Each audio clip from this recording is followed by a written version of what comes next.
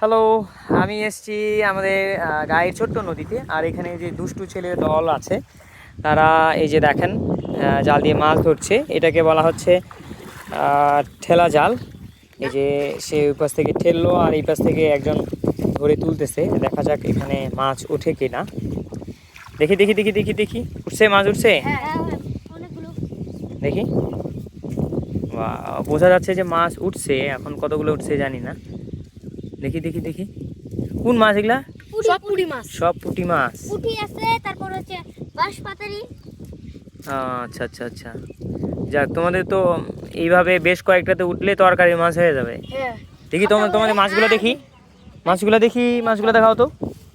এই যে মাছ সংগ্রহ করার যে বান্দারা,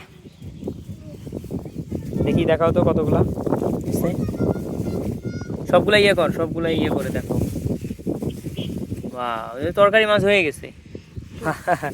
দেখেন ওরা আমার মতে ওরা এখন স্বর্গে আছে, কারণ ছোট্টবেলার যে সোনালী সময় সেই সময়টা তারা পার করছে। তাদের কোনো প্রকার চিন্তা নাই, ভাবনা নাই।